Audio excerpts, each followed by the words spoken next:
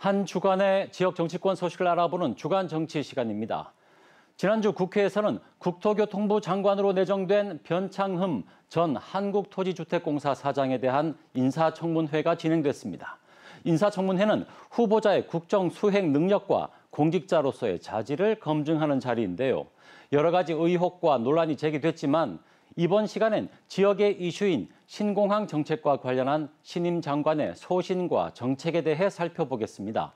결론부터 말씀드리면 본인의 소신은 밝히지 않은 채 두루뭉술한 답변으로 일관했습니다. 지난 23일과 24일 국회 국토교통위가 변창흠 국토부 장관 후보자에 대한 인사청문회를 열었습니다.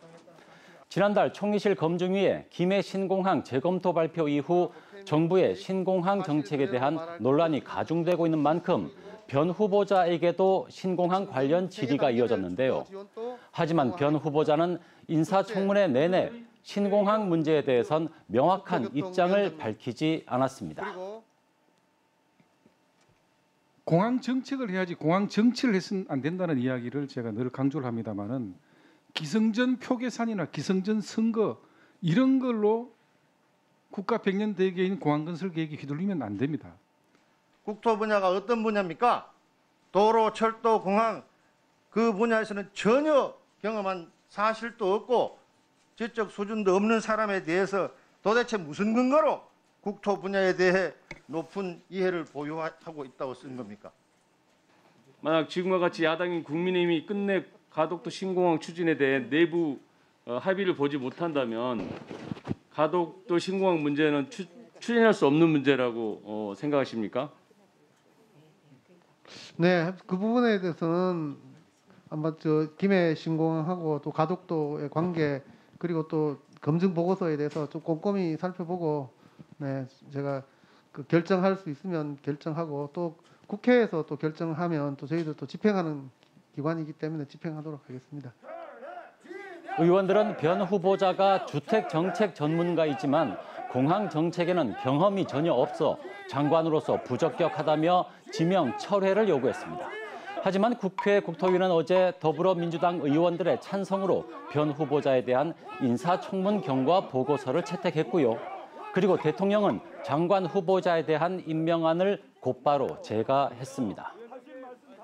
그렇다면 신공항에 대해 앞으로 어떤 전략을 갖고 대응해야 할지 국토교통위의 국민의힘 김상훈 의원과 좀 더 자세히 알아보겠습니다. 이번 인터뷰는 비대면 영상통화로 진행했습니다. 국무조정실의 신공항 검증 결과에 대한 더 명확한 본인의 의견을 피력하지 않았고 또 가덕도 신공항에 대해서도 마찬가지입니다. 변 후보의 임명 배경이나 또 과정을 살펴볼 때 정치권의 정치적인 의사결정 과정을 수용할 가능성이 저는 높다 이렇게 봅니다.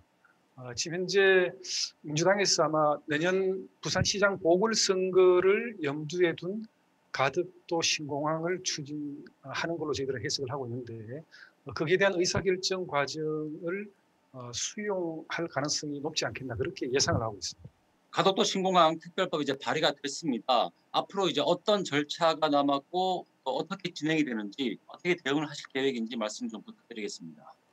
과연 이번 검증 결과가 김해 신공항 건설 백지화를 의미하는 것인지에 대해서 우리가 한번 더 따져볼 필요가 있고 또 가덕도 신공항으로 바로 직결되는 특별법을 수용할 수 있느냐는 문제인데 상식적으로 공항 건설은 국가 100년 대계이기 때문에 국민들께서 납득할 수 있는 합리적인 과정을 거쳐야 된다. 그렇다면 김해 신공항이 아닌 다른 제3의 입지에 대해서 면밀하게 검증된 결과를 가지고 동남권 관문공항이 건설되지 않겠느냐 하는 그런 주장을 펼쳐나가야 될 것 같습니다.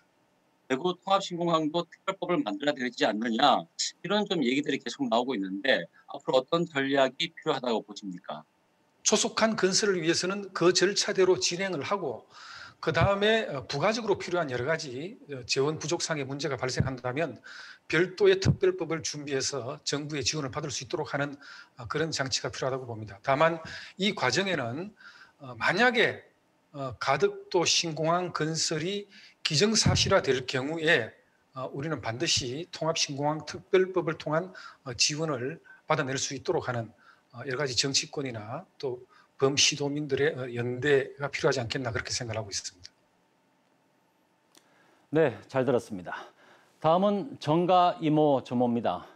국민의힘 비상대책위원회는 대구의 원외 당협위원장인 이인선 대구 수성을 당협위원장을 교체하지 않기로 했습니다.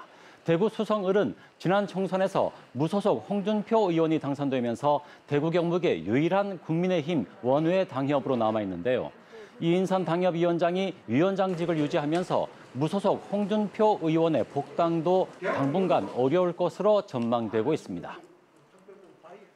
국민의힘 경북도당윤리위원회는 기초의회 의장단 선출 과정에서 내부 갈등으로 논란을 빚은 기초의원 17명을 징계했습니다. 상주시 의회의 경우 정재현 의장에게 당원권 정지 1년을, 나머지 8명의 시의원에겐 경고 조치를 내렸습니다. 경산시 의회에는 이기동 의장을 비롯한 시의원 7명에게 당원권 정지 또는 경고 조치를 내렸습니다. 또 안동의 윤병진 전 의장에겐 탈당 권유의 중징계를 의결했습니다. 지금까지 한 주간의 정치권 소식을 알아본 주간 정치였습니다.